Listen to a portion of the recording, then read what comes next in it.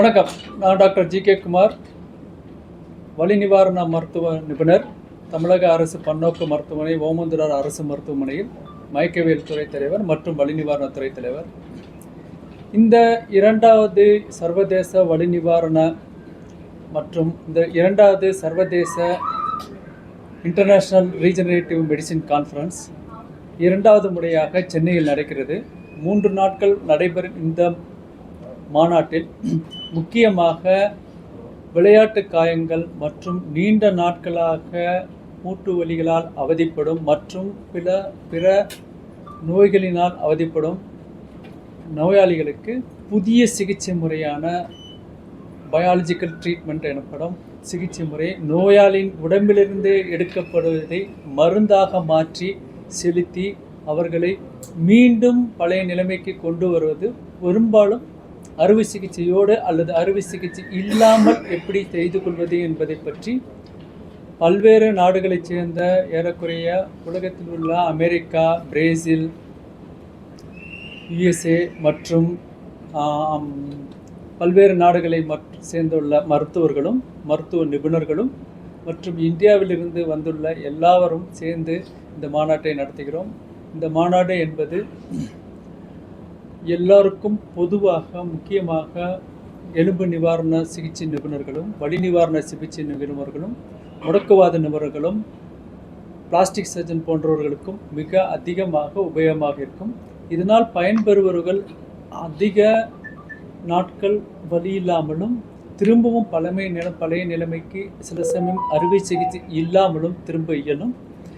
முக்கியமாக sports injury பர்சனுக்கு இந்த சிகிச்சை முறை மீண்டும் விளையாட்டுக்கு தொடர்வதற்கு மிக வசதியாக இருக்கும். இதை நவீன முறையில் வளர்ந்து வருகிற மேலை நாடுகள் ஒரு சிகிச்சை முறையாகும். அதை இந்தியாவில் எந்த அளவுக்கு உபயோகமாக இருக்கும் என்பதையும் கருத்தில் கொண்டு ஏறக்குறைய 17 நிபுணர்கள் சேர்ந்து ஒரு கையேடும் வெளியிடப்பட்டிருக்கிறது. இது ஒரு முக்கிய மைல்கல்லாகும். இந்த சிகிச்சை முறைக்கு ஒரு ஒருங்கிணைந்த வழிகாட்டுதல் முறையாக இந்த கையேடு இருக்கும். So I'm Dr. Sharmila Tulpule. I'm an orthopedic surgeon and a regenerative medicine specialist. I have done my regenerative medicine training as diplomat in American Board of Regenerative Medicine and fellowship of American Board of Regenerative Medicine from the USA. And I do practice, I've been practicing orthopedics and regenerative medicine, orthopedics for last 30 years and regenerative medicine for last around 8 years. And we are very happy to be in Chennai for this second International Regenerative Medicine Conference, Regen 2025. This is last 15 to 20 years all over the world. Regenerative therapies have really changed the lives of people in chronic degenerative conditions like chronic osteoarthritis, lot of autoimmune diseases, chronic neurological diseases, lots of sports injuries. So there are many issues in orthopedic treatments or orthopedic conditions which do not have an answer. So we can treat them initially with physiotherapy or painkillers, and if that doesn't work, the next step is surgery. So these therapies actually work at the root of the cause of that disease, so at cellular level. So they actually work at cellular level and they treat the root cause of the disease and they reverse what is happening as degeneration. So that is, and we use our own body's cells or growth factors from blood or for bone marrow or from fat. So there are no side effects. These are not drugs which are being given from outside or chemicals being injected into the body, but these are your own cells which work. Of course, it needs a very rigorous training to do a good treatment. So we also run courses for training doctors in this, and Regen 2025 is an attempt to get all the national as well as international experts in regenerative medicine together to discuss, brainstorm new ideas, and of course the experiences all the people are having with these treatments, and take this science further for betterment of Indian population.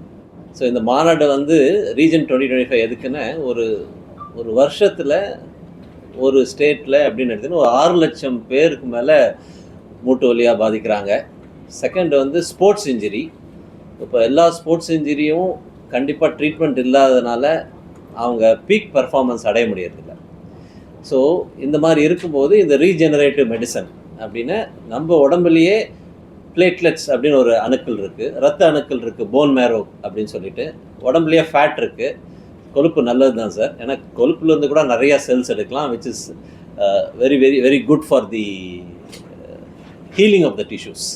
So அது மாதிரி ஃபேட்லேருந்து எடுக்கலாம் cells, phone மேரோலேருந்து எடுக்கலாம் cells, platelet நம்ம ரத்தத்துலேருந்து ரத்த அணுக்கள் எடுத்து இது வந்து ஆர்த்தோபயாலஜிக்ஸ் அப்படின்னு ஒரு புது வகையான ட்ரீட்மெண்ட். இப்போ அப்ராட்லாம் ரொம்ப நாளாக யூஸ் பண்ணிகிட்டு இருக்காங்க. இப்போ இங்கேயும் நம்ம இந்தியாவிலும் இந்த ட்ரீட்மெண்ட்லாம் ஸ்டார்ட் பண்ணியிருக்கோம். ஸோ இந்த ட்ரீட்மெண்ட் யாருக்கெல்லாம் உதவும் அப்படின்னா, ஃபஸ்ட்டு வந்து சின்ன ஒரு ஸ்போர்ட்ஸ் இன்ஜுரி டக்குன்னு விழுதுறாங்க, டெண்டன் ஆயிடுது, லெகமெண்ட் டயர் இன்ஜுரி ஆயிடுது, மசில் ஹெமட்டம் ஆயிடுது அப்படின்னா 6 வாரம் ரெஸ்ட்டு சார் அப்படிம்பாங்க. அது 2 வாரத்தில் எப்படி மாற்றி திருப்பியும் கொண்டு வரணும், that is a idea of this regenerative medicine.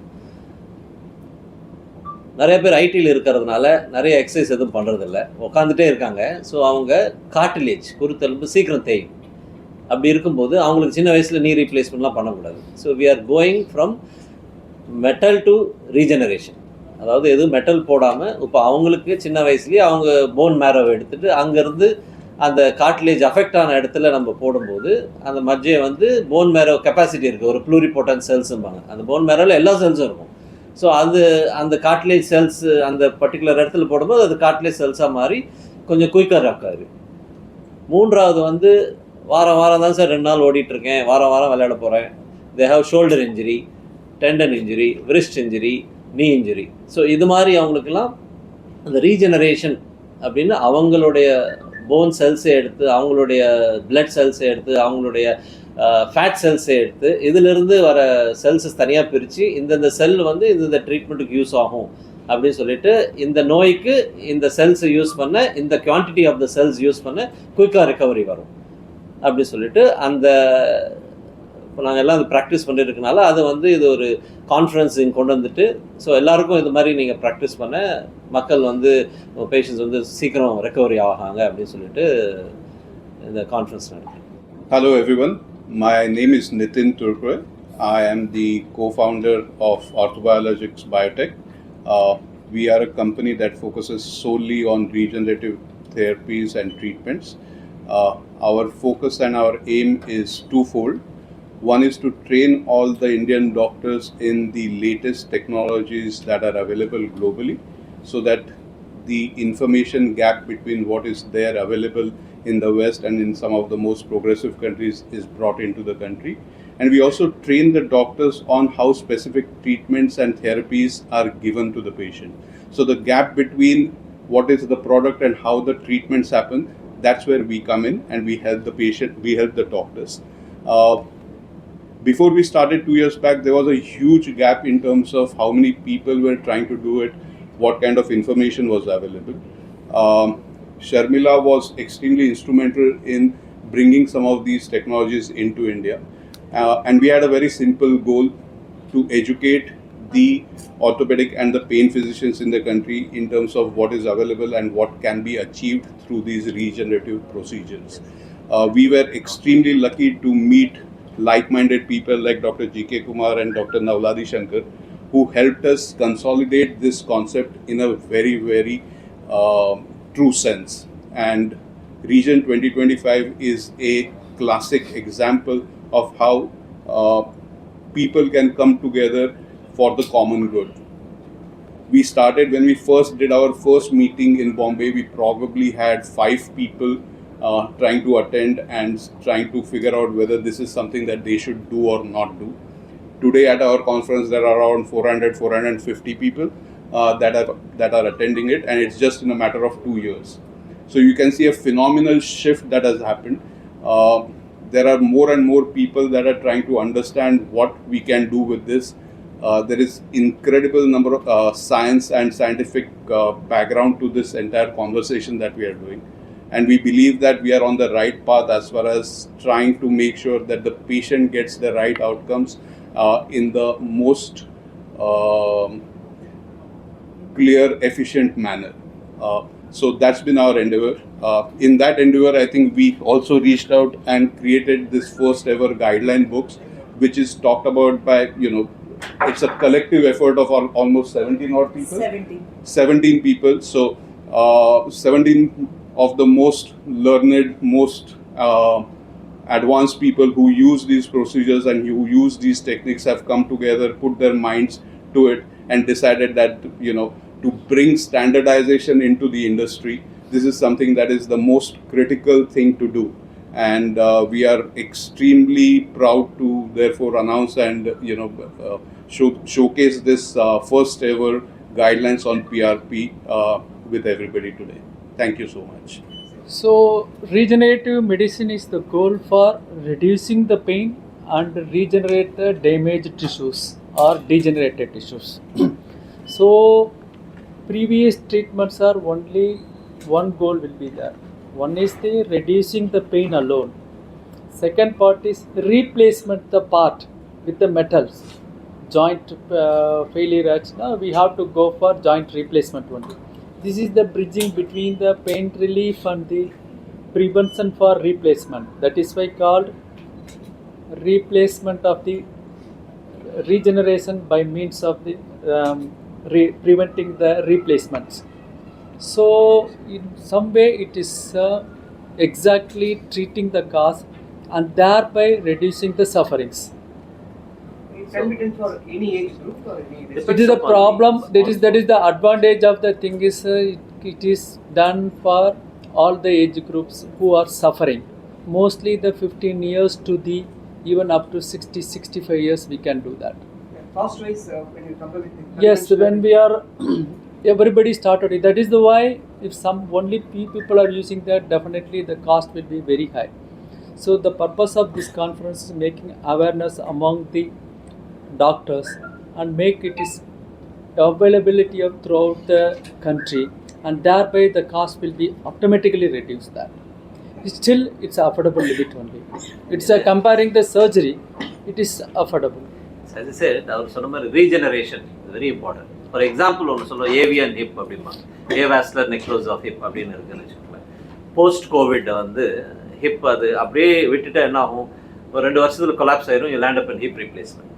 So but early diagnosis பண்ண அந்த டெட் செல்ஸை எடுத்துட்டு உங்கள் போன் செல்ஸே க்ரோ பண்ணிவிட்டு அந்த டெட் செல்லில் எடுத்துகிட்டு உங்கள் போன் செல்ஸ் அதை டெட்டான இடத்துல போடும்போது உங்கள் போன் செல்ஸ் திருப்பி வந்து ஆஸ்ட்ரோபிளாஸ்ட் அப்படிமா, ஆஸ்ட்ரோபிளாஸ்ட்டை கல்ச்சர் பண்ணிவிட்டு திருப்பி நம்ம அதில் உள்ளே போடும்போது, இல்லை போன் மேரோ கான்சென்ட்ரேட்டு அந்த டெட் போன் எடுத்துகிட்டு நியூ போன்ஸாக போடும்போது அது அந்த இடத்துல க்ரோ ஆகுது. ஒரு செடிக்கு நம்ம உரம் போட்டு வளர்க்குற மாதிரி.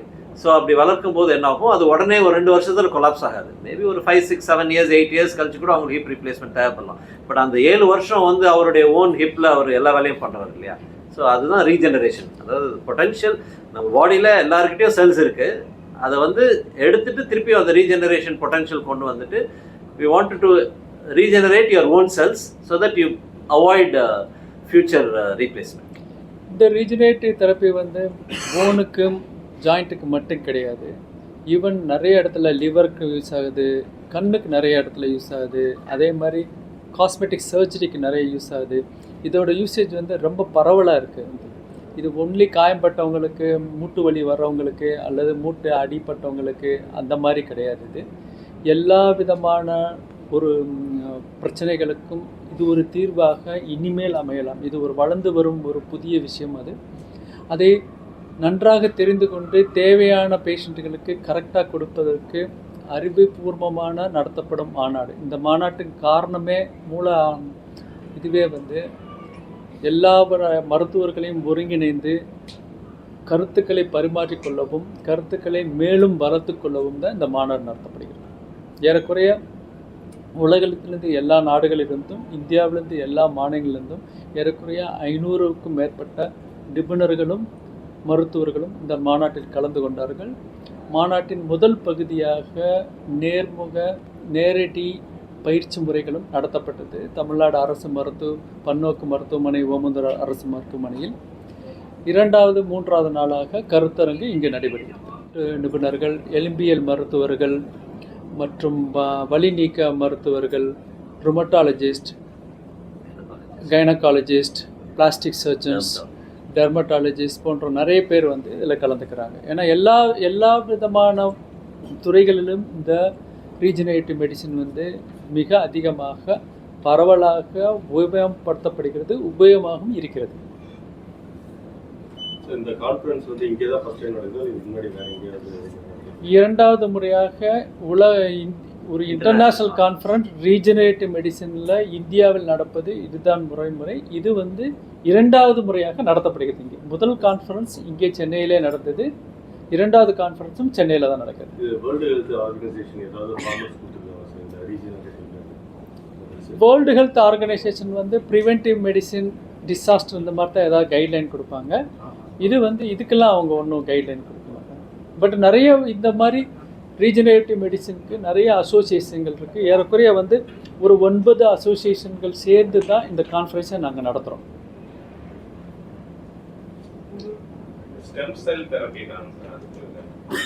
ஸ்டெம் செல்ஸுங்கிறது ஒரு கலோக்கியல் எல்லாருக்கும் புரிகிற மாதிரி பயன்படுத்தக்கூடிய ஒரு வார்த்தைகள் இது. ஸ்டெம் செல்ஸுங்கிறது எடுத்த உடனே எல்லாரும் இந்த ஸ்டெம் செல்ஸ் எடுத்து போட்டால் எல்லா வியாதிகளுக்கும் தீர்வு ஆயிடாது. அதனால் வந்து கவர்மெண்ட் வந்து ஸ்டெம் செல்ஸுங்கிற வார்த்தைகளை வந்து உபயோகப்படுத்துகிறத கரெக்டாக பண்ணுங்க அப்படின்னு சொல்லியிருக்காங்க. நம்ம இது எல்லோருமே ஸ்டெம் செல்ஸ், இப்போ பிஆர்பிங்கிறது ஸ்டெம் செல்ஸ் தெரப்பி கிடையாது. ஸோ எல்லோரும் பொதுமக்கள் நினச்சிக்கலாம் ஸ்டெம் செல்ஸ் தெரப்பிங்கிறது. ஸ்டெம் செல்ஸ் தெரப்பிங்கிறது வேறு. இப்போதைக்கு இந்தியாவில் சில நோய்களுக்கு மருத்துவபூர்வமாகவே அனுமதி அளிக்கப்பட்டிருக்கிறது. ஒரு 14 வயதான 14 வகையான நோய்களுக்கு வந்து அனுமதி அளிக்கப்பட்டிருக்கிறது. அது வந்து ஆராய்ச்சி பூர்வமாக தான் அனுமதி அளிக்கப்பட்டிருக்கிறது. அதனால் வந்து இது ஸ்டெம் செல்ஸ் தெரப்பி அப்படின்னு சொல்ல மாட்டோம், ரீஜெனரேட்டிவ் தெரப்பின்னு தான் சொல்கிறோம் நாங்கள். சார் இப்போ ஸ்போர்ட்ஸ் பர்சன் வந்து அடிக்கடி இந்த இஷ்யூஸ் வந்துருக்கு. இப்போ இந்த ரீஜெனரேட்டிவ் மெடிசன் எடுத்ததுக்கப்புறம் ஃபர்தராக அவங்களுக்கு அந்த இஷ்யூஸ் வரதுக்கு வாய்ப்பு இருக்கா? அது முதல் வந்து ஸ்போர்ட்ஸ் பர்சனுக்கு வந்து எல்லா விதமான காயங்களுக்கும் ஒரு ஆப்ரேஷனுக்கு தீர்வாக அமையாது. ரெண்டாவது, ஆப்ரேஷன் பண்ணினாலுமே அவங்களோட மீண்டும் அந்த ஸ்போர்ட்ஸுக்கு போகிறது, அவங்களோட பர்ஃபார்மன்ஸ் கொடுக்கறதுங்கிறது மிகப்பெரிய சேலஞ்சிங்கான விஷயம். ஸோ எல்லா விதமான பிரச்சனைகளுக்கும் ஒரு ட்ரீட்மெண்ட் மட்டும் யூஸ்ஃபுல்லாக இருக்காது. இப்போ வெறும் இன்ஜெக்ஷன் மட்டும் போட்டாலோ இல்லை வெறும் டேப்லெட் மட்டும் சாப்பிட்டாலோ ஃபிசியோதெரப்பி மட்டும் பண்ணாலும், ஆப்ரேஷன் பண்ணினாலுமே இந்த ரீஜெனரேட்டிவ் மெடிசனோட முக்கியமாக ஒரு அட்வான்டேஜ் என்னென்னா இதை தனியாகவும் பண்ணலாம். இப்போ ஆப்ரேஷன் பண்ணவங்களுக்கு இதை பண்ணோம்னா வேகமாக அவங்க ஸ்போர்ட்ஸுக்கு திரும்புவதற்கு மிக பெரிய வாய்ப்பு இருக்கிறது. சில சமயம் சர்ஜரியும் அவாய்ட் பண்ணலாம். இப்போ சார் சொன்ன மாதிரி ஒரு ஸ்போர்ட்ஸ் பர்சனுக்கு, ஒரு கிரிக்கெட்டருக்கு ஒரு இன்ஜுரி ஆயிருக்குன்னா இந்த இன்ஜெக்ஷன் போடுறது மூலியமாக 2 வாரத்துக்குள்ளாவே அவர் அந்த பழையபடி அவர் ஸ்போர்ட்ஸ் ஆக்டிவிட்டியை கன்வெர்ட் பண்ணலாம். இதுதான் இதோட அட்வான்டேஜ். இதோட அட்வான்டேஜ் ஏன் வருது அப்படின்னா, இது வந்து அந்த பிரச்சனையின் மூல காரணத்தை தவிர்க்கிறது. இப்போ நீங்கள் தலைவலி வந்தால் தலைவலி மாத்திரை மட்டும் போட்டால் அந்த நேரத்தில் தான் பிரச்சனை வரும், திருப்பி நாளைக்கு வந்துடும். இது வந்து அந்த வலியின் காரணத்தை கண்டுபிடித்து தீர்ப்பதால் திரும்பி வருவதற்கான வாய்ப்பு கம்மி. எனி ஸ்போர்ட்ஸ் பர்சன், ஒரு அத்லெட் அப்படின்னு எடுத்துனேன், பீக் பர்ஃபார்மன்ஸ். ஒரு இன்ஜுரி ஆச்சுன்னா ஒரு 6 வாரம் 8 வாரம் விளையாட முடியாது அப்படின்றோம் முன்னாடி. இப்போ அதே இன்ஜுரி ஆச்சுன்னா எந்த இடத்துல ஒரு அல்ட்ராசவுண்டோ எம்ஆர்ஐ எடுத்துட்டு ஒரு டெண்டன் இன்ஜுரினா அந்த டெண்டன் இன்ஜுரி எந்த இடத்துல கிழிஞ்சிருக்கு அப்படின்னு சொல்லும்போது, இப்போ நார்மலாக விட்டு அந்த டெண்டன் ஆறுறதுக்கு ஒரு 8 வாரம் ஆகும். ஒரு 10 செல்ஸ் மட்டும் அந்த இடத்துல அது வேலை செஞ்சுட்டு இருக்கும். ஒரு வாருக்கு வந்து ஒரு 1000 பேர் அனுப்புகிற மாதிரி. இப்போ அந்த இடத்துல வந்து ஒரு 10,000 செல்ஸ் நம்ம கரெக்டாக கண்டுபிடிச்சி, இந்த இடத்துல டெண்டன், இவ்வளோ பெரிய டெண்டன் இருக்குது அப்படின்னா எல்லா இடத்துலையும் எங்கே கிழிஞ்சிருக்கோ அந்த இடத்துல இந்த நம்ம செல்ஸ் கொடுக்கும்போது ஒரு 2 வாரத்தில் ரெக்கவர் ஆகும்.